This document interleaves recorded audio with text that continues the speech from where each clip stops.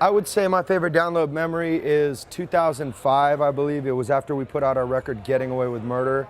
And that was kind of at a point in time when the industry, that was like in the garage rock revolution. I don't know if you remember that, the 4-car garage rock bands. You know, every band started with the. I mean, there are some great ones. The White Stripes, they're amazing. I actually became a really big fan of those guys. You know, but a lot of the bands came out and the industry was just like, okay, cool, we're over you, we're doing something else. And we came back with that record, and that record blew up for us, and that festival was like kind of a turning point in our career of like, all right, cool, P. Roach is here to stay. It's not like we're just a flash in a pan. Because, you know, after having a big hit like Last Resort, which is, you know, monstrous, it's like we really wanted a career. We didn't want to be that one-hit wonder, you know, and so in America, we've really been able to outlive like the one-hit wonder thing. In Europe, we're still like, all right, let's keep trying to put that single out that goes big.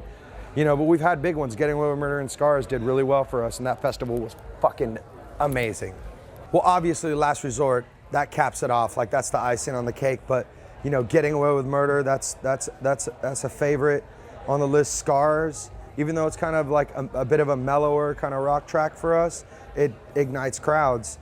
A new song we got out right now, Still Swinging and Silence is the Enemy. Those are like bouncers. We wrote those songs with festivals in mind. Like, we were like, what's the perfect jump tempo, you know? Like, so my guitar player and bass player in the studio, they like started jumping, and I had the little metronome. I started tapping out the tempo of their jump, and I was like, all right, cool, now we need to write a couple songs in that tempo.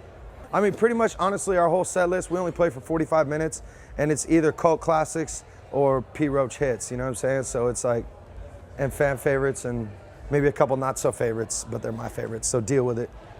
It feels fucking great, to be completely honest, you know, to be able to be on the main stage and to be here topping out these bills, like, that's fucking great. I feel blessed from the man upstairs, you know what I'm saying? I feel blessed to the fans in the crowd for loving on P. Roach for this long. And, you know, also like for my band members too, like dealing with my shit these last, like, you know, we've been a band for 20 years, you know, since I was 16 years old in a fucking garage, like, you know, doing it like this, you know, bugging out, to now it's like we're a download, you know, still doing it 20 years later. It's fucking epic, you know what I'm saying? Like, this is a dream life, like, you know, pinch myself. Is this shit real? Yeah, it's real. I'm doing this shit. I remember we did this festival, and they dubbed it Mudfest after we did it because it was raining, piss pouring rain, and the whole crowd was muddy. So I'm like, all right, cool. Ran down in the crowd, rolled around in the mud, came back up on stage, just mud people style. Dude, how am I gonna bring the fucking rock today? Rock and roll savagery, you know what I'm saying? P. Roach, we're veterans, we've been here, we've done this a lot, been on a lot of stages, share the stage with a lot of great bands, and I brought my machete, I come to take heads. So, you know what I'm saying? You better duck, because Kobe Dick's coming for you, bitch.